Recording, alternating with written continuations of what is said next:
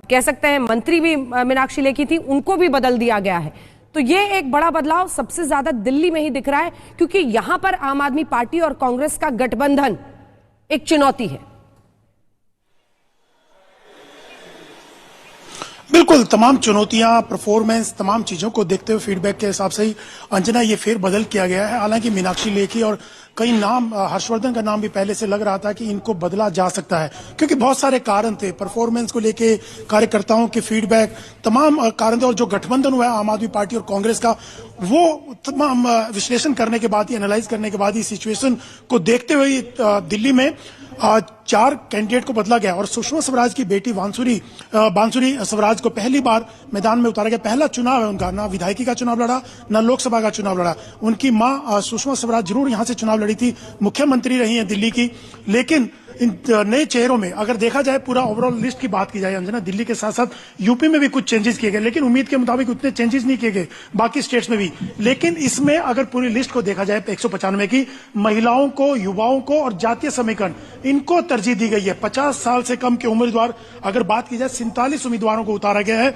और महिलाओं को 28 महिलाओं को इसमें तरजीह दी गई है इन उम्मीदवार की लिस्ट में। SC, ST और OBC 27 सीटें, शेड्यूल ट्राइब के 18 उम्मीदवारों को उतारा गया है, जबकि SC की 27 उम्मीदवारों को उतारा गया है। तो इस तरीके से कॉम्बिनेशन बनाने की कोशिश की गई है, चाहे जातीय समीकरण हो, चाहे महिलाओं के हो या युवाओं के हो। तमाम जो विनिंग कैंडिडेट है, साथ में सबसे बड़ा फार्मूला तो यही है कि जो जीतने की संभावनाएं जिनमें ज्यादा है, फीडबैक लिया गया, विश्लेषण किया जाता है, चाहे कार्यकर्ताओं का अपने सर्वे करवाए जाते हैं, पार्टी के एक सर्वे नहीं कहीं कहीं सर्वे करवाते हैं।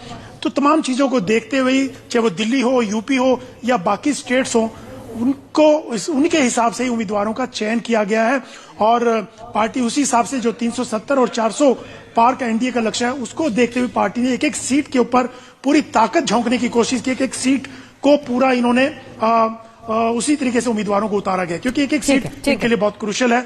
370 और 400 को देखते हुए अंजना, 72 सीटों पर पिछली बार नंबर 2 की पोजीशन पर बीजेपी आई थी और इसीलिए हिमांशु सीधे रुख करते हैं आपका, क्योंकि आप वाराणसी पहुंच गए हैं। प्रधानमंत्री नरेंद्र मोदी का ही नाम सबसे पहले लिया गया। सुरेंद्र पटेल के नाम की घोषणा कर दी थी अखिलेश यादव ने, लेकिन जैसे ही सीट शेयरिंग वहां पर हो गई, फौरन नाम ले लिया गया, क्योंकि शायद अजय राय ही वहां से, जो कि कांग्रेस प्रदेश अध्यक्ष हैं, वो उम्मीदवार बने। एक जीत के मार्जिन पर भी बीजेपी वहां पर काम करने की कोशिश करेगी और 164 के क्लस्टर में वो सीटें भी थी जहां पर वो हारे और वो भी जहां कम मार्जिन से जीते। देखिए बिल्कुल अंजना, मैं उत्तर प्रदेश की वाराणसी सीट पे हूं, जहां से प्रधानमंत्री नरेंद्र मोदी जो है चुनाव लड़ते हैं 2014 के बाद से। अगर आप देखेंगे उत्तर प्रदेश में भारतीय जनता पार्टी ने अभी सिर्फ 4 जो है कैंडिडेट चेंज किए। उसको डिकोड करने की अगर हम कोशिश करें तो उसमें मैं पाता हूं कि 2019 में भारतीय जनता पार्टी का जो अलायंस था वो सिर्फ अपना दल एस के साथ था और निषाद पार्टी की तरफ से था। निषाद पार्टी की तरफ से परवीन निषाद संत कबीर नगर से चुनाव लड़े थे बीजेपी के सिंबल पे। लेकिन इस बार भारतीय जनता पार्टी ने अपने 2 अलायंस पार्टनर बढ़ाए हैं।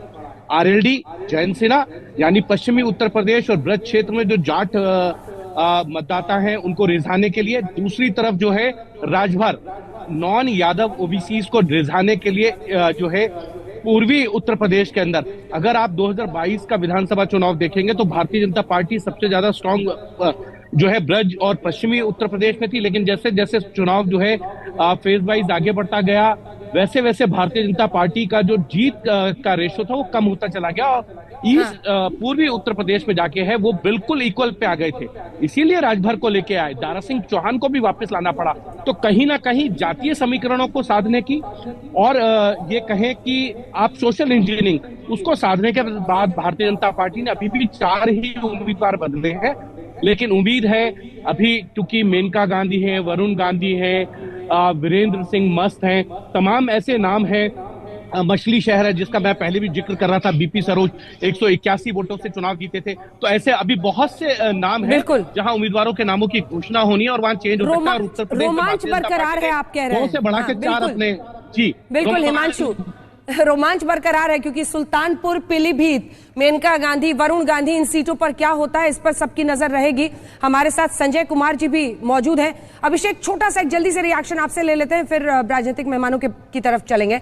अभिषेक, अभी रोमांच बरकरार है, अभी तो सुल्तानपुर, पीलीभीत, इन तमाम सीटों के, रायबरेली, इन सब के नामों का ऐलान होना है।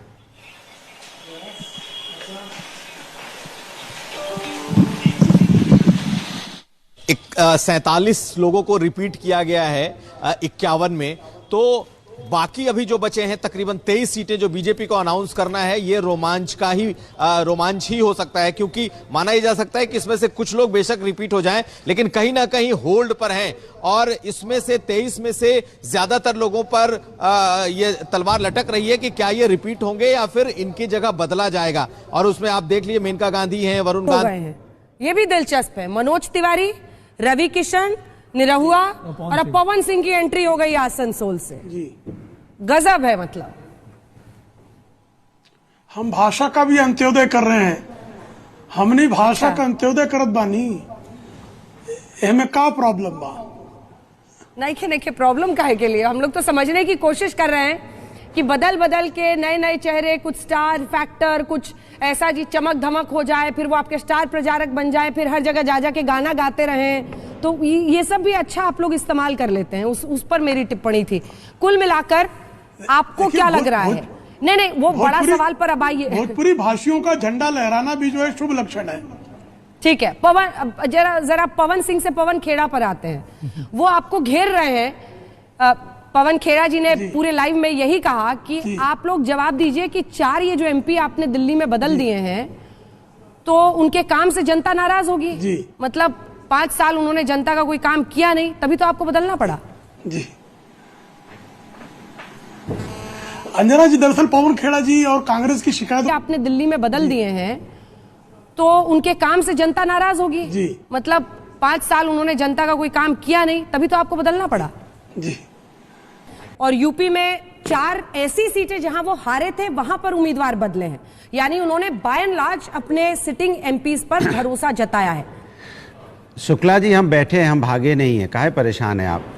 तो देखिए, सवाल ये नहीं है, सवाल ये है अगर गलती से समाजवादी पार्टी की लिस्ट आउट होती, उसमें किसी परिवार का नाम होता, तो अभी आप चिल्ला रहे होते। लेकिन आपने कैबिनेट मिनिस्टर की टिकट काट के एक परिवारवादी टिकट दी है, तो उस पर भी तो आपको कुछ बोलना होगा ना, जिनके पास अभी ऐसा कोई ज़्यादा पद नहीं था और आपने मंत्री की टिकट काट दी। हर्षवर्धन जी, जिसकी आप बड़ी तारीफ करते थे, कोविड काल में तो इतनी तारीफ उनकी हुई है, और आज उन्हीं की टिकट आपने काट दी, तो आप जनता तो सवाल पूछेगी। दूसरा, टेनी आपने टिकट दी है ना, टेनी के बारे में क्या क्या नहीं, उनके बेटे के रोंदने का आरोप लगा, टेनी जी उसको बचाते घूम रहे थे, कितने ही उनके जो बयान बार बार आए थे, आज आपको वो अच्छे लग रहे हैं। और आपको तो आप अपने कार्यकर्ताओं पे यकीन नहीं रहा, आप तो अब स्टार चाहिए आपको, बॉलीवुड स्टार पे आप डिपेंड होने लगे। चाहे उत्तर प्रदेश हो, अभी बिहार में भी कुछ आप करेंगे, और पश्चिम बंगाल तक चले गए आप। सोचो आप, एक सेकंड दिए, तो उस पर भी तो आपको कुछ बोलना होगा ना, जिनके पास अभी ऐसा कोई ज्यादा पद नहीं था और आपने मंत्री के, इस तरह के लोगों को टिकट लड़ाएंगे। इसके मतलब आप मान लीजिए कि आप अपने ऊपर विश्वास खो चुके हैं, तभी आपको इन सबको जोड़ना पड़ रहा है। और देखिए, कमाल की बात है, आप जब हमने जया बच्चन जी को टिकट दी थी, तब आप तो कह रहे थे भाई कि देखो ये लोग बॉलीवुड के लोगों को इन्होंने टिकट दी है, तब उसमें आप बहुत सी चीजें खोज रहे थे। अब आपका क्या हो गया बताइए? आप तो आप अपनी चीज पर टिकते कहां हैं? नई दिल्ली से बताइए। किस बीजेपी के नेता ने कहा था कि फिल्म इंडस्ट्री से आपने टिकट दिया? क्यों ये लोग बोलते नहीं थे हमेशा जया बच्चन जी को क्यों दिया? बोला क्योंकि इनके यहाँ तो भरे हुए हैं, मथुरा में हेमा मालिनी से लेकर तमाम फिल्म स्टार हैं। अरे तो हम सनी देओल, बहुत सारे हैं। ये तो हमेशा से यही बोलते आए हैं कि भाई अभी आप ये हमेशा बोलते थे सैफे में बॉलीवुड का डांस हो रहा है। अभी संस्कार को, जो सांस्कृतिक प्रोग्राम, राहुल गांधी ने कहा था कि ऐश्वर्या जी वहां पर सब नाचने वाले, ये लोग ही बोलते थे। ठीक है प्रेम जी, एक छोटा सा जवाब दे दीजिए। एक बार 1 सेकंड रुक जाइए, हमारे सहयोगी बात करें, अब सुनाइए। प्रवीण खंडेलवाल से बात कीजिए। देखिए,